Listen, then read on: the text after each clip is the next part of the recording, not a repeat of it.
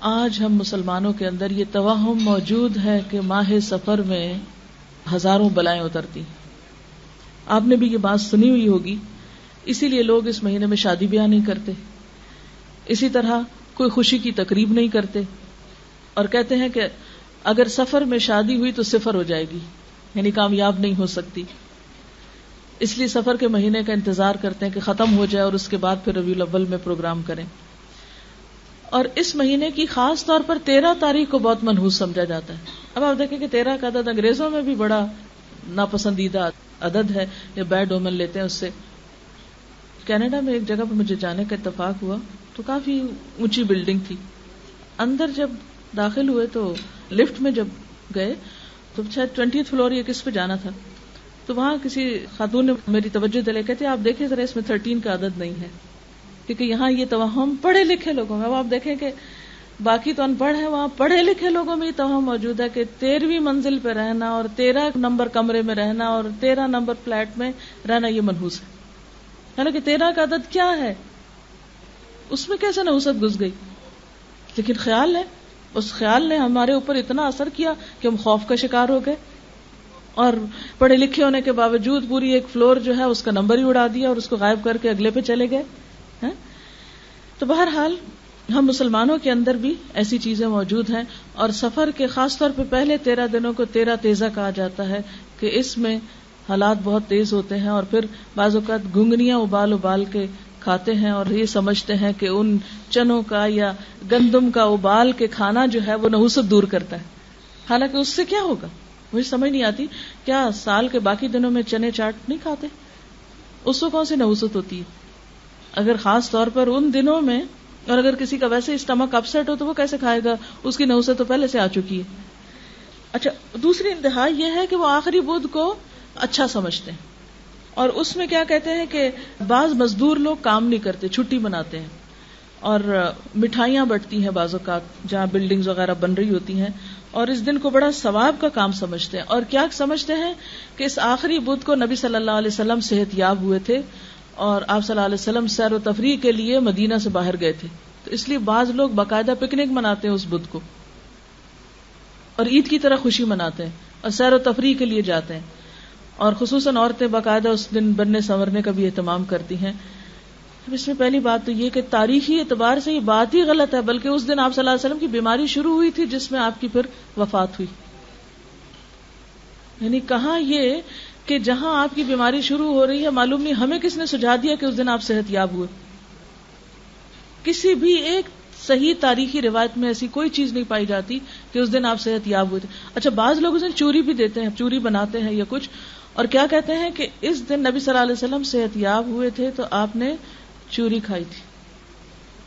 اب آپ دیکھیں کہ نیا نیا کوئی شخص بیماری سے اٹھا ہو تو کیا اس کو چوری کھلاتے ہیں؟ یعنی عقل کو بھی یہ بات نہیں لگتی. یعنی آہستہ آہستہ انسان واپس لوٹتا ہے اور انسان کھانے کی طرف آتا ہے. اور آپ کو معلوم ہونا چاہیے کہ نبی صلی اللہ علیہ وسلم نے اپنی زندگی میں کبھی بھی چپاتی نام کی چیز نہیں کھائی، جس کو ہم چپاتی بولتے ہیں، یا میدے کی روٹی کبھی نہیں کھائی. چوری تو کہاں کھائیں گے آپ؟ آپ ہمیشہ ان شنے آٹے کی، موٹے آٹے کی روٹی کھاتے تھے، جس کو آج ہم نے پھر سمجھ لیا کہ ہاں صحت کے لیے وہی اچھا ہے. براؤن بریڈ اسی لیے بہت عام ہو رہی ہے بنسبت چپاتی کے.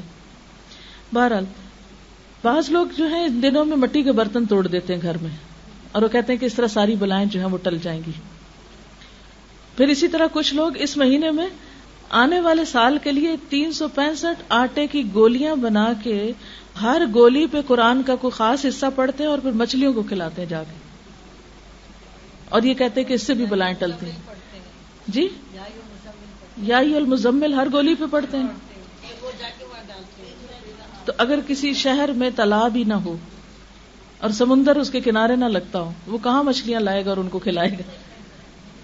اور اگر 2-4 مچھلیاں اور ان کو 365 گولیاں ہر ایک نے لا کے ڈالی ایک تالاب میں، تو میرا خیال ہے تالاب آٹے سے بھر جائے گا. بھر گیا؟ لا حول ولا قوت الا باللہ. مچھلیوں کو الٹا مارنے والی دنیا بھر میں انوائرنمنٹ کے بارے میں لوگ اتنے کانشیس ہیں، اور اگر وہ یہ دیکھیں کہ مسلمان جانوروں کو اس طرح آٹا کھلا کھلا کے مار رہے ہیں اور تالاب کو آٹے سے بھر رہے ہیں، تو کیا سوچیں گے ہمارے بارے میں؟ یعنی کس قدر ناسمجھی کی باتیں ہیں نا. تو بات یہ ہے کہ آپ صلی اللہ علیہ وسلم نے خاص طور پر سفر کا نام لے کے فرمایا کہ لا عدوى ولا طیر ولا ہم ولا سفر.